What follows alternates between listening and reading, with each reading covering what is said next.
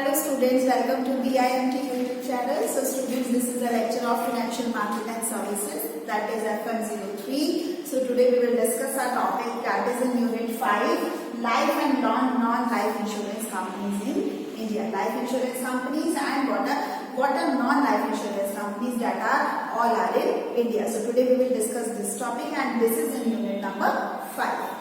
So let's start with our topic. आप वैसे जानते नहीं होंगे लाइफ इंश्योरेंस कंपनीज और नॉन लाइफ इंश्योरेंस कंपनीज कौन कौन सी हैं, बट हमें इसको पढ़ना है डिटेल में, तो हम अपने टॉपिक के साथ स्टार्ट करते हैं. कुछ हम इसमें हिस्ट्रीज भी पढ़ेंगे, बहुत सारे कंसेप्ट हम आज क्लियर करेंगे. So the insurance sector in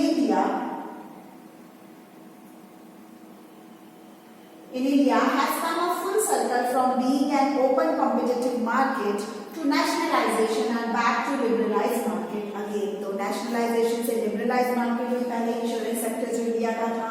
Tracing the developments in Indian insurance sector reveals 360-degree turn witnessed over a period of almost 2 centuries. अभी कैसे 360-degree witnessed है, इसको हम स्टडी करेंगे. इसकी सबसे पहले हम brief history of insurance sector study करेंगे कि ब्रीफ हिस्ट्री क्या है इंश्योरेंस सेक्टर की.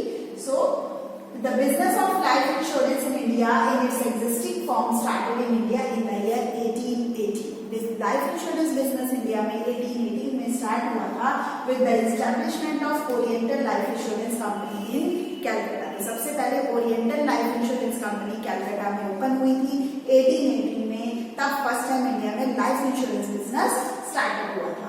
Some of the important milestones in the life insurance business in India are, कुछ important points हैं regarding life insurance business in India, कुछ उसकी history है वो हम डिस्कस करेंगे. 1912 में Indian Life Assurance Companies Act enacted as the first statute to regulate the life insurance business. 1912 में Indian Life Assurance Company Act enact हुआ था. इसके बाद 1928 में Indian insurance companies act enacted to enable the government to collect statistical information about both life and non-life insurance businesses. 1928 में Indian insurance act enact किया गया था जिसमें गवर्नमेंट ने स्टैटिस्टिकल इंफॉर्मेशन कलेक्ट की थी कि टोटल लाइफ इंश्योरेंस कंपनीज कितनी है और नॉन लाइफ इंश्योरेंस बिजनेसेस कितने हैं. Then 1938 में क्या हुआ, earlier legislation consolidated and amended to by the Insurance Act with the objective of protecting the interest of insuring public. तो यहाँ पे insuring public के इंटरेस्ट की बात की गई, उनके इंटरेस्ट को प्रोटेक्ट करने की बात की गई. इसके बाद 1956 में 245 Indian and foreign insurers and provident societies taken over by central government and nationalized. तो 1956 में 245 इंडियन और फॉरेन इंश्योरर्स को और साथ ही साथ प्रोविडेंट सोसाइटीज को सेंट्रल गवर्नमेंट ने टेक ओवर कर दिया और उन्हें नेशनलाइज्ड बना दिया, जिसमें LIC form by an act of parliament. LIC life insurance corporation जो है वो पार्लियामेंट के एक्ट से फॉर्म की गई थी, that is LIC act 1956 with a capital contribution of ₹5 crore from the government of India. तो पार्लियामेंट में बनाई गई LIC और ये 1956 में स्टैब्लिश की गई एक्ट के अंदर. अब इसके अंदर टोटल कैपिटल कंट्रीब्यूशन लगा 5 करोड़ जो कि गवर्नमेंट फ्रॉम इंडिया से प्रोवाइड किया गया. तो 1956 में ये सारे वर्क हुए. The general insurance business in India on the other hand can trace its roots to the Triton insurance company limited. तो general insurance means non life insurance companies जो है ये इंडिया में कब से आई, from Triton insurance company limited से. The first general insurance company, ये ट्रिटन इंश्योरेंस कंपनी जो है फर्स्ट जनरल इंश्योरेंस कंपनी है जो कि 1985 में स्टैब्लिश की गई थी कलकत्ता में बाय ब्रिटिशर्स. ब्रिटिशर्स जब 1850 में उन्होंने जनरल इंश्योरेंस बिजनेस स्टार्ट किया और first general insurance company establish की इंडिया में कैलकाटा में 1850 में. उसका नाम था Triton insurance company limited and it is non life insurance company. Then some of the important milestones in general insurance business. अभी तो इससे ऊपर हमने सारा लाइफ इंश्योरेंस के बारे में पढ़ा, अब हम जनरल लाइफ इंश्योरेंस या नॉन लाइफ इंश्योरेंस के बारे में हिस्ट्री पढ़ेंगे. 1907 में Indian mercantile insurance limited set up the first company to transact all classes of general insurance business. अब फर्स्ट कंपनी ऐसी जो सारे ट्रांजैक्शन सेटअप कर रही थी जनरल इंश्योरेंस के, वो 1907 में खुली, ओपन की गई, नाम था Indian mercantile insurance limited. Then 1957 में general insurance council, a wing of insurance association of India, general insurance council खोला गया जो कि एक विंग है इंश्योरेंस एसोसिएशन ऑफ इंडिया का।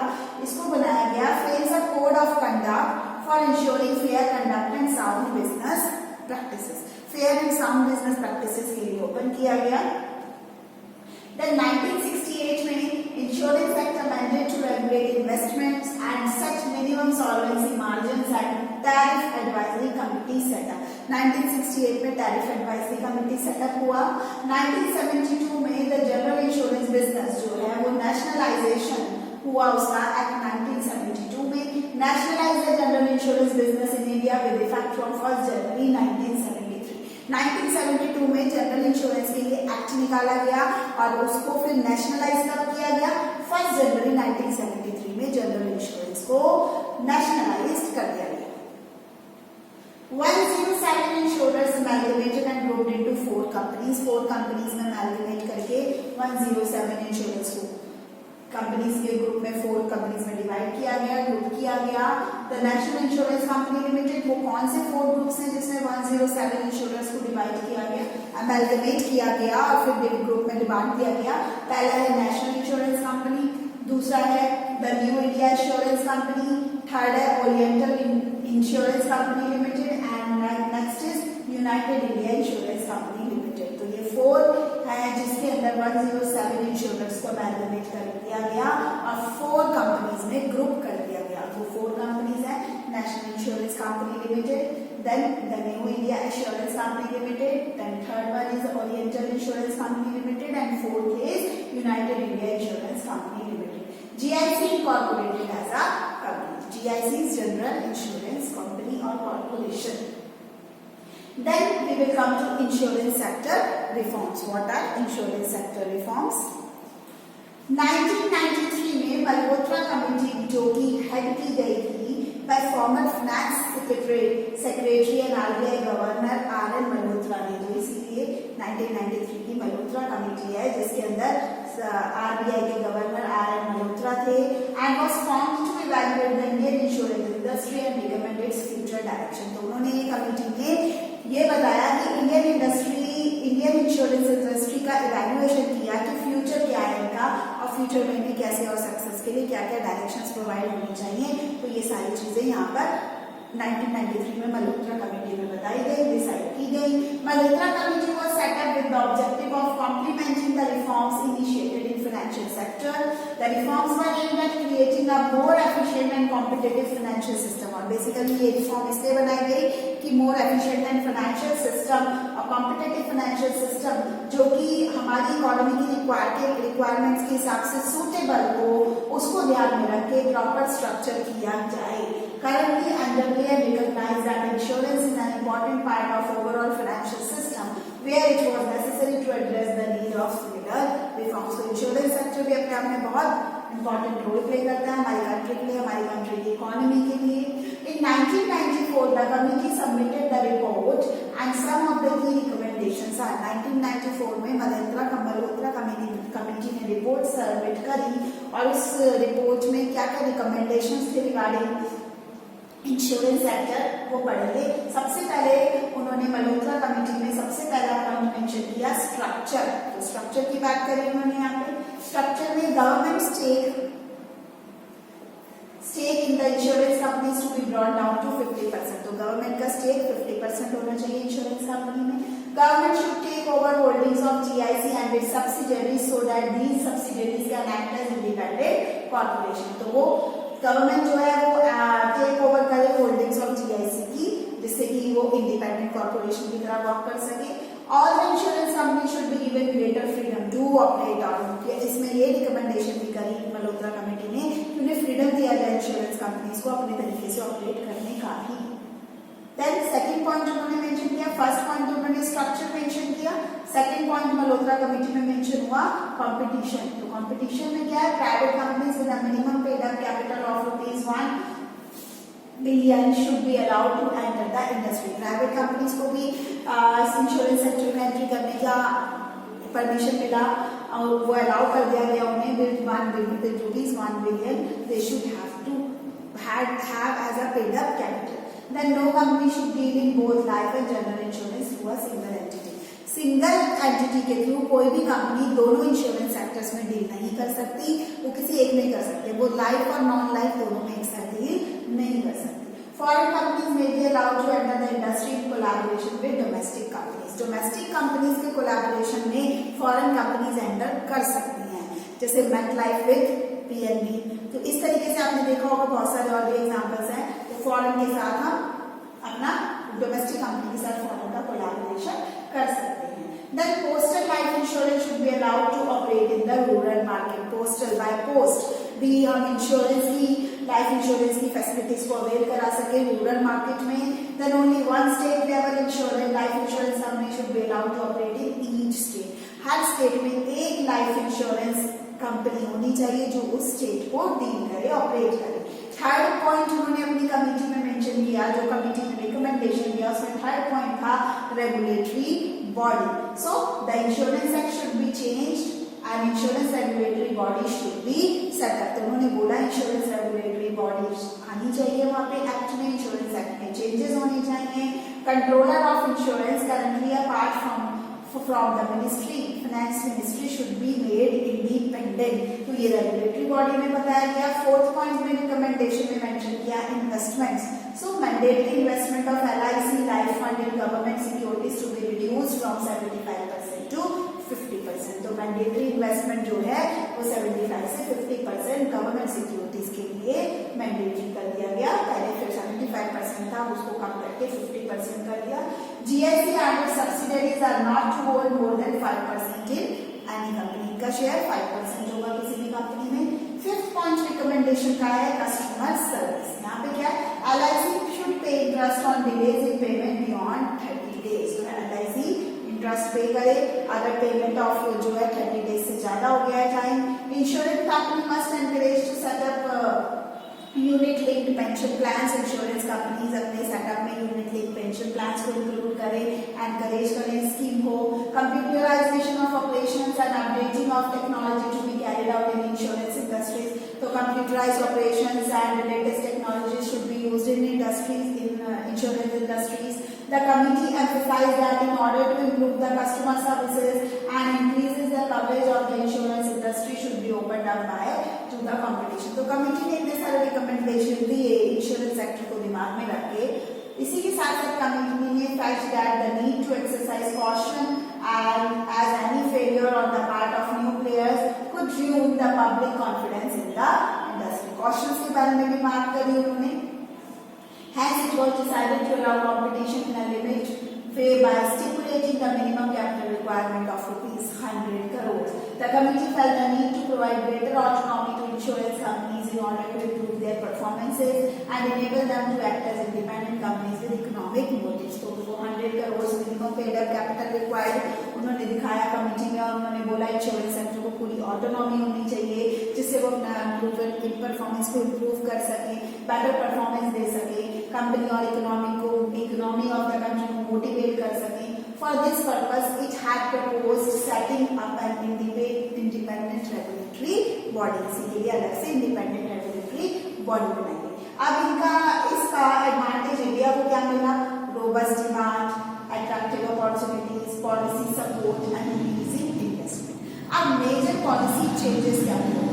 Major policy changes insurance sector में ये हुए कि इस competition has been opened up for competition from Indian private insurance companies with the enactment of Insurance Regulatory and Development Authority। तो पहला तो ये चेंज हुआ, IRDA आ गया। IRDA की फुल फॉर्म है insurance regulatory and development authority act 1999। As per provision of IRDA Act 1999, Insurance Regulatory Development Authorities was established। ये act था IRDA का 1999। इसके अंदर IRDA एस्टैब्लिश किया गया 19 अप्रैल 2000 to protect the interest of holder of insurance policy and regulate, promote and ensure orderly growth of insurance industry। जिससे कि जिन्होंने इंश्योरेंस में अपना इन्वेस्टमेंट किया उनके इंटरेस्ट को प्रोटेक्ट किया जा सके। इसके अलावा ग्रोथ ऑफ इंश्योरेंस इंडस्ट्री को भी प्रमोट किया जा सके।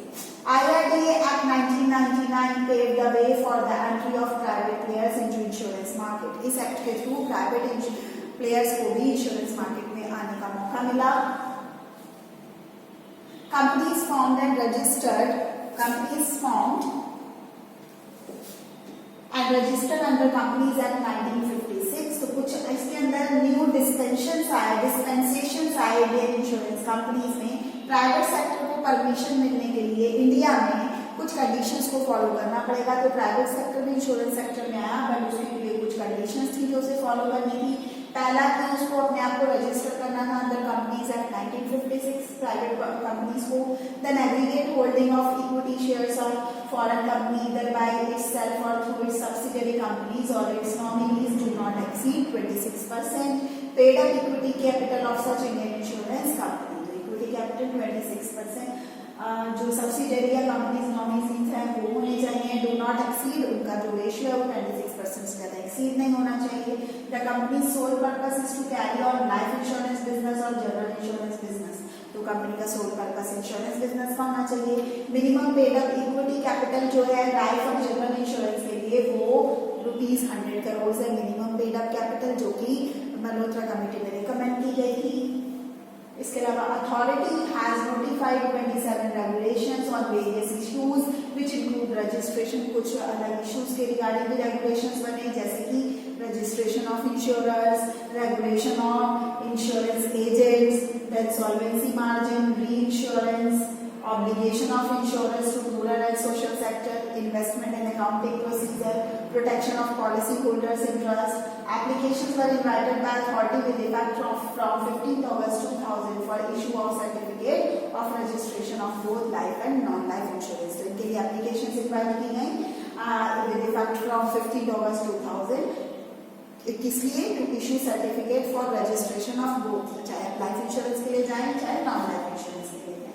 The authority has its headquarter at Hyderabad में हेडक्वार्टर्स है।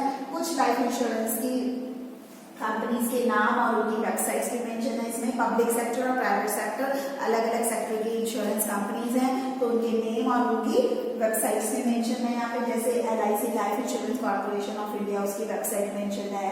ऐसी प्राइवेट सेक्टर में है अलायंस, प्राइवेट सेक्टर की ज्यादा हमारे पास कंपनीज होंगी, Allianz Bajaj life insurance company, then Birla sun life insurance company, then HDFC standard life insurance company, ICICI prudential life insurance company, ING Asia life insurance company, Max New York life insurance company, MetLife life insurance company and so on.